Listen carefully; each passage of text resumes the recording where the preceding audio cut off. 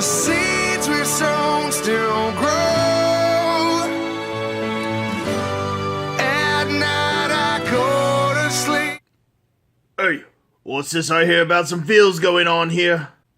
Sam started it. You've got feels too, Dean.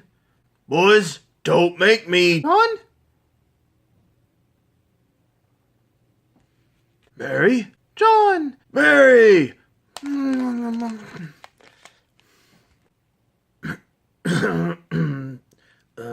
Maybe we should give him a little space. Yeah, I think I heard there was a ghost in the area. Okay, so sometimes feels are alright. Everybody out there? I'm allowing it this one. Obama.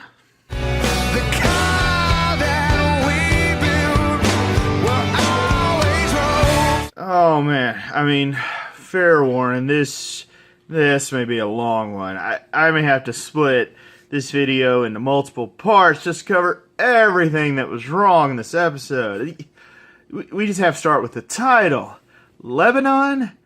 What's that about? No classic rock songs for the 300th episode? No Cat's Cradle or Guess Who's Coming to Dinner? Or even the title of the song I used in this review, Things My Father Said?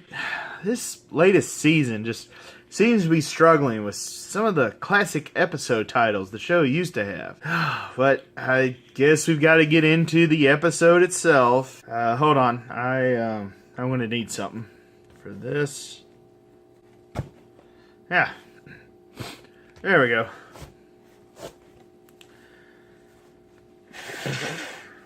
Okay, I guess I'm done. This thing's damn near perfect.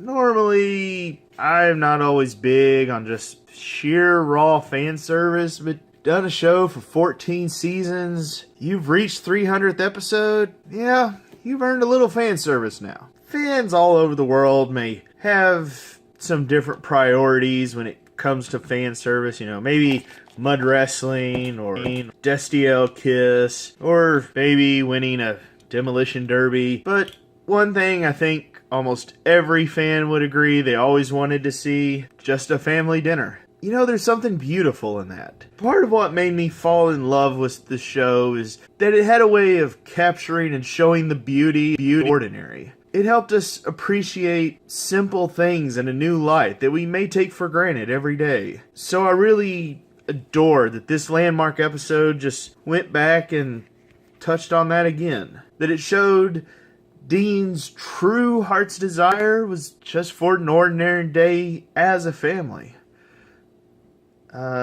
Which I guess we'll need Mary.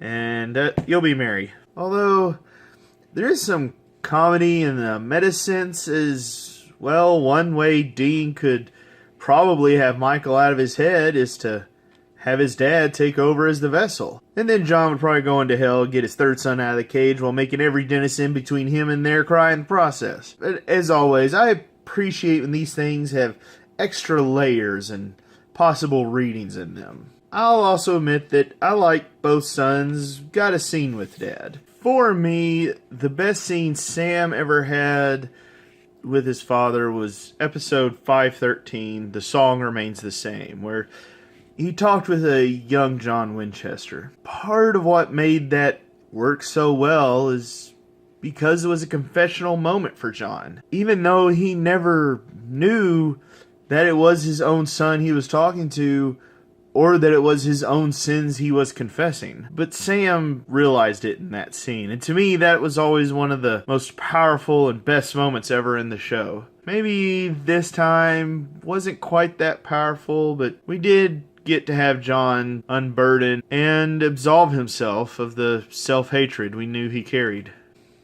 So, how do you judge an episode like this? One of the objective measures I try to use is to grade how clear the episode's goal was and how well it accomplished said goal. Was this episode exactly how I would have done it?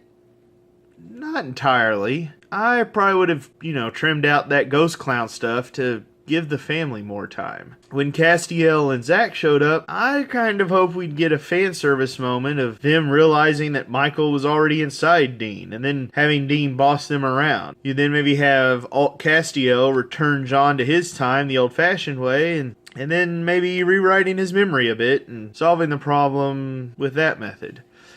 While we briefly hear them explaining to Dad that they got to meet God, I was disappointed that we didn't see them bring up the books that Chuck wrote. I think John would have laughed at those. And part of me did miss Jack too. John may never have a grandkid in the literal sense. Seems like he should have a moment with his adopted one. Maybe even then would have had the episode end with John demanding he be sent back lest he put Jack's existence at risk, because he kind of grew fond of the boy, and John doing what he needs to for his sons is a running theme, so why not one last time of him doing what he needs for his grandson? But this episode was about the Blood family and focused on them, the cornerstone from which the entire show was built, so something like that would kind of clash with the motif. The episode closing with John waking up and from what he thought was a dream, I'll admit,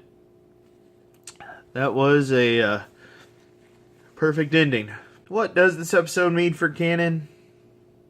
Time travel is thorny in anything that tries to have canon. Although, it occurs to me, Supernatural has established that it has different kind of areas and avenues of magic in it, so I'm okay with the show having these different styles, possessing different rules of time travel. You have an angel, you get a stable time loop. You got Kronos, it kind of follows Back to the Future rules. China magic can have ripple effects. There was Henry Winchester. I'm fine if they keep going with it. Embrace it. Writers, feel free to establish that you have a bit of time travel with a different type of magic. It comes with its own unique different rule, and that's kind of how it gets mixed up. Just make sure you keep it straight and don't reuse a method of time travel and then break its rule that you established previously. I also really appreciate that they kept John a complex character. He may have made mistakes, but he still loved all his family. Because that's life is. You love someone, you're gonna fight with them.